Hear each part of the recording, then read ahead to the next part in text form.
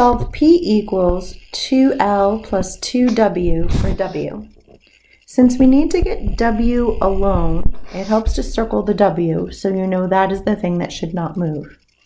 Everything else needs to go to the opposite side of the equal sign. If we use our see-do table, we can see that the first thing happening to the W is the W is being multiplied by 2. The second thing happening now to the 2W is that we are adding 2L. What we need to do to get rid of everything that's with the W is to reverse both the order and the operation. So starting from the bottom of the list, we would want to subtract 2L, since that's the opposite of adding 2L, and to divide by 2, since that's the opposite of multiplying by 2. So I'm going to follow the list. Subtract 2L from each side. Divide each side by 2. Now, we'll accept this answer in more than one way. You can leave the fraction exactly like it is, P minus 2L, that being the numerator, divided by 2. That would be an acceptable answer.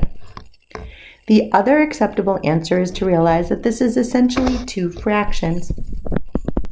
So the P is over 2, but 2L divided by 2 would have those 2's reduce, so you would have minus L. That's also an acceptable answer. Either version is fine. Solve A equals BH over 2 for H. So it's the H that we want to get to alone. If we look at our see-do table, the first thing we see happening to H is that it's being multiplied by B. The second thing happening on that side of the equation is dividing by 2. What we need to do is to reverse the order and operation. Starting from the bottom of the list up, I would multiply by 2 and divide by B. So now I have a process. I'm going to multiply both sides of my equation by 2. 2A is equal to BH, and then divide both sides by B. So H is equal to 2A divided by B. For the next problem, we have y minus 4 equals 3x minus 8, and we're asked to solve for x. So x is what I'm trying to isolate. I can see that on the right side of the equation, we are multiplying by 3 and subtracting 8. Therefore, what we need to do is to add 8 and divide by 3, since that reverses both the order and the operation. First, I'm adding 8. Since there's a like term on that side, I can combine. And then I will divide by 3. And again, there's two acceptable forms for the answer. We can have y plus 4 as our numerator and 3 as our denominator. Or we can look at this as two fractions. X equals y divided by 3 plus 4 thirds. Either one is perfectly acceptable.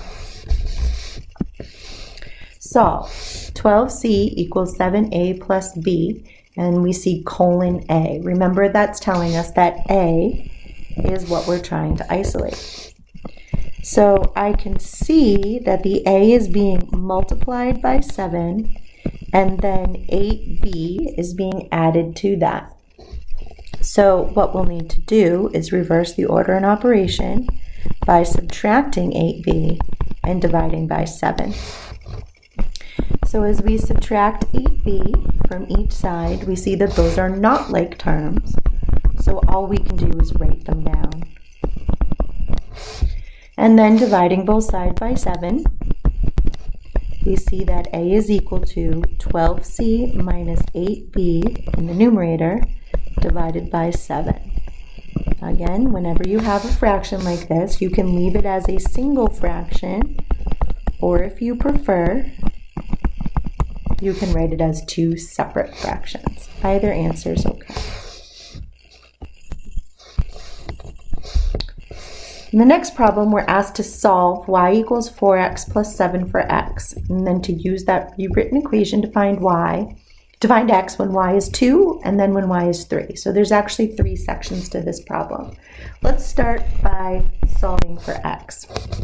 I'm going to use my CDO table to figure out how to get x alone. I can see that x is being multiplied by 4 and 7 is being added. Reversing that, we would subtract 7 and divide by 4. So if I start with my equation, I'm going to subtract 7.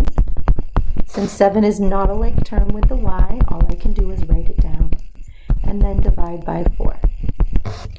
Now, as in the last couple of problems, I could break this one apart into 2 fractions, but it doesn't really make the problem easier, so I'm going to leave it as 1. So there's my equation. Now, I'm supposed to find x when y is 2. So when y is 2, x equals 2 minus 7 divided by 4. Following my order of operations, I need to do the subtraction in the numerator first, because there are essentially parentheses around the numerator. 2 minus 7 is negative 5. And since that fraction can't really be reduced, there's my second answer.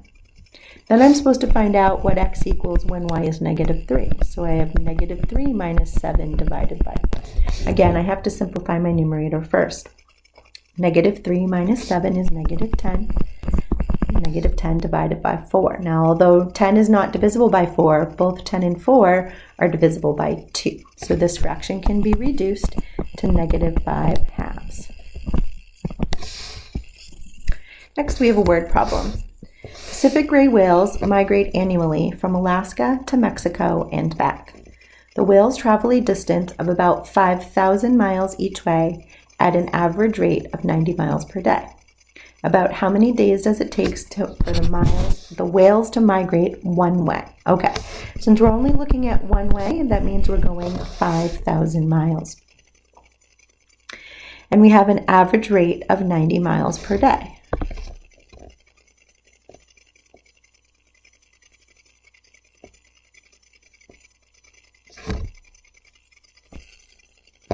Whenever we see a problem dealing with distances and rates and time, this is our time, it's the unknown. We have our rate of 90 miles per day and our distance of 5,000 miles. We know we can use the formula D equals RT. Now, in a math class, typically we don't care whether you use the formula in this particular form or if you solve it for the unknown. In your science classes, they really like you to start by solving the formula for the unknown. So we'll practice that here. The thing we don't know is t, so t is what we want to get alone. If you look at t, it's being multiplied by r. The opposite of multiplying by r is to divide by r. So we're going to divide by r on each side. So time is equal to distance divided by rate. So we look back into the problem. We see that the total distance they're going to travel is 5,000 miles because it says we're only looking at one direction. That's divided by a rate of 90 miles per day. The first thing I would do is realize that I can reduce by 10 since both 5,000 and 90 are divisible by 10. 500 is not evenly divisible by 9, but we don't usually express our speeds as like 500 over 9. That's a little bit awkward. So instead of trying to leave it that way, let's go ahead and do that division. If we take 500 and divide it by 9, we get 55.5 repeating. So we could say in about 55.5 days. It's slightly more than that. We could say 55.6 days. That would also be an acceptable answer.